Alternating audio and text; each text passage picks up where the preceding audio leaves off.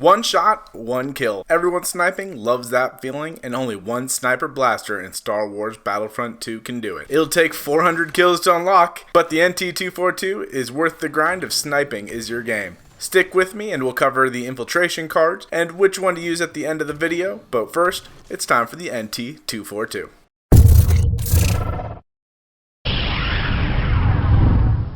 Welcome back to Blasters Breakdown, where we look at the stats for blasters in Star Wars Battlefront 2. Today's target is the NT-242. It's the last blaster you unlock for the Specialist class, but it's well worth the grind. It is able to one-shot kill any trooper class if you land a headshot, that is, unless they have the buff from the Officer's Battle Command. But we'll get more into that when we cover the damage.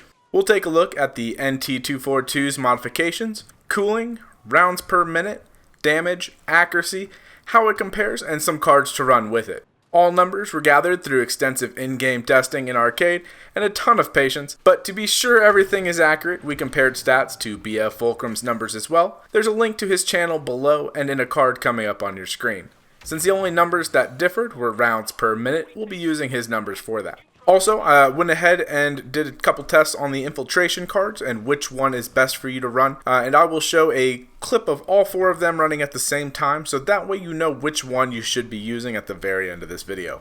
Before we begin, remember, if you like this video, to hit that like button to let me know, and then subscribe so you don't miss when new videos are out Monday, Wednesday, Friday, and streams on Tuesdays, Thursdays at 8 p.m. Central. We're just rocking the subs. Every month we're growing even more, and I just wanted to thank you all for your support. It really means a ton since this is a hobby of mine and it's way beyond what I'd expected to be at this point.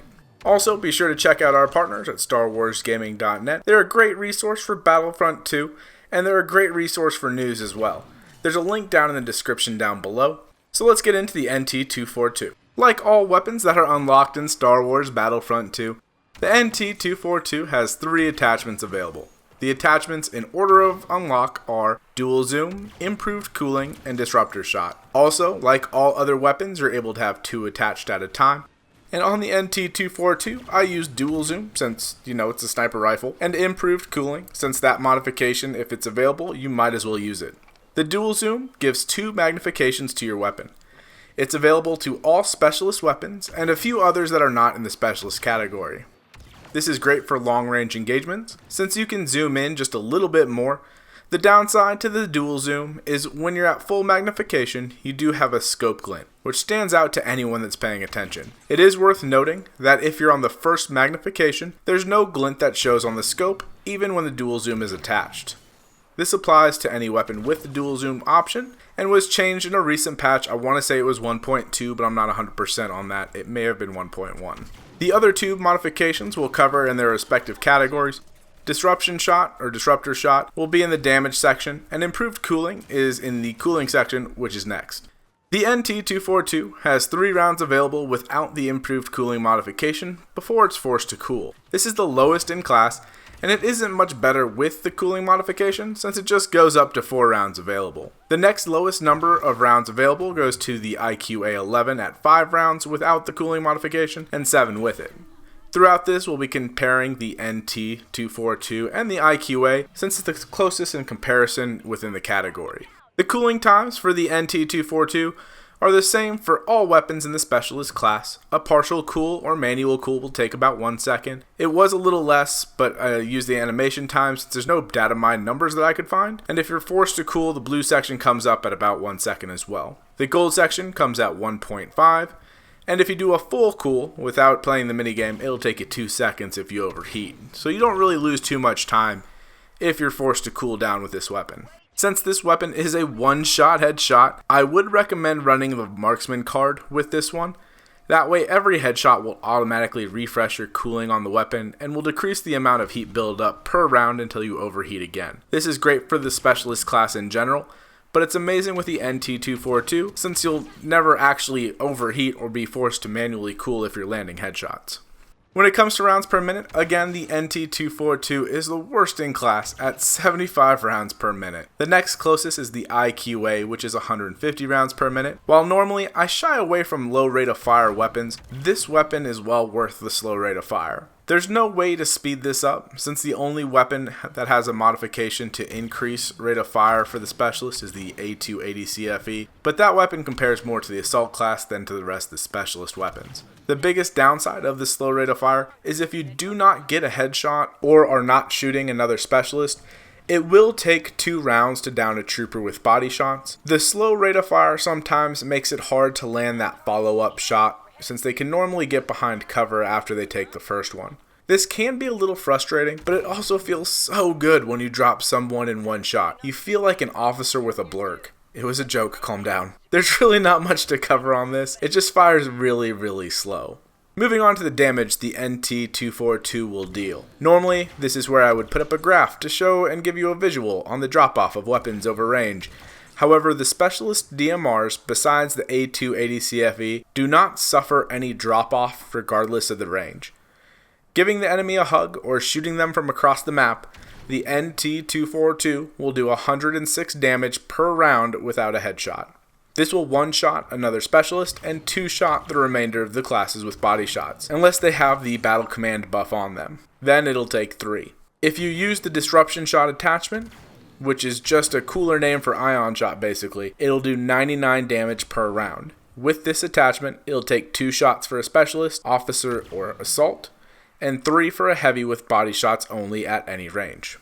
When we get into headshots, this is where the NT-242 will steal your heart. It's a one-shot kill on any trooper not affected by battle command buff. The NT-242, like all other weapons, has a 1.9 multiplier for headshots. This brings the damage to 201 damage per round and is the reason the specialist class loves this weapon. If you're running the disruption attachment, the headshot multiplier drops to 1.3, so instead of 99 damage with disruptor attachment, you do 128 damage per round with a headshot. The disruptor attachment can only one-shot kill a specialist with a headshot, and this is why no one really runs this attachment. And if you are running it, you may want to rethink your choice. The next closest damage per round that has a dual zoom on it is the S5 at close range, which is 67 damage per round, but it does suffer from drop-off. So the next closest at all ranges is of course the IQA, at 66 damage per round, and again with a headshot multiplier of 1.9.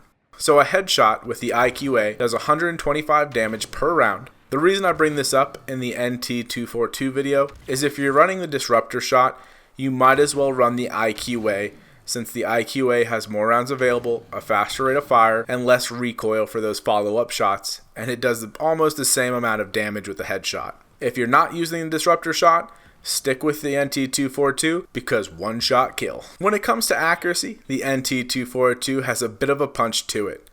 Those big green lasers pack some power and you definitely feel it. Now last time I said this, people got mad because if you kneel, it does reduce the recoil, but that's the same for every weapon. But there you go, it's in there, don't put it in the comments. Again, while the recoil is heavy on this one, it doesn't matter if the enemy is already dead. Boom, headshot. And that's basically the summary of this weapon. Just get headshots with this weapon and it's amazing. If you're a decent sniper, have some patience, and are good at landing headshots, this is an amazing and the best DMR weapon in the specialist class. You can also run this close range if you want a 360 no-scope and make someone really mad. Although if you're a close range player, the A280CFE is probably the way to go. If you really struggle with headshots though and you're trying to snipe, you can run the IQA and be able to land the follow-up shots more quickly, which may lead to a higher kill count if you're sniping.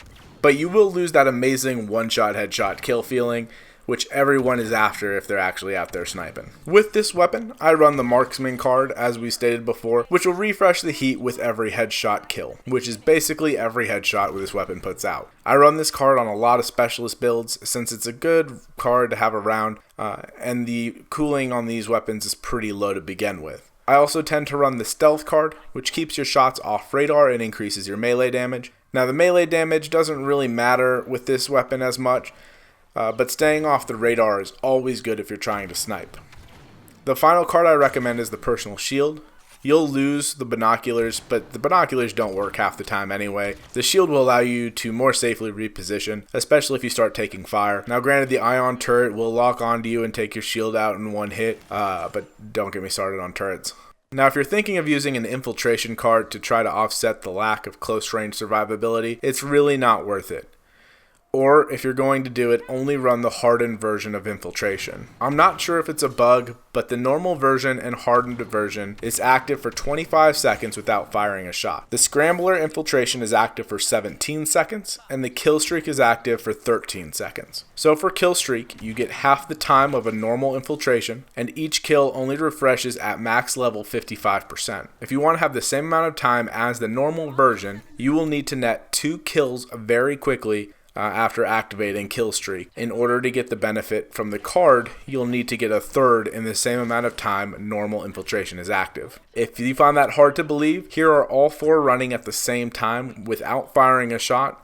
When the time is up, the box will go black, and I'm going to turn the sound up so that way you'll hear that they're all activated at the same time and no shots are fired.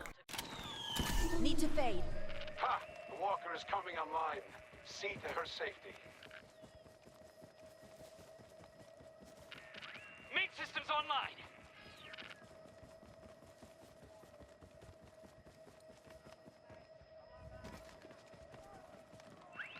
Forward! The AT-AT is marching on the... Go. So there you go. There's the NT-242. I hope you all enjoyed this video. Thanks for watching, and I'll see you in game.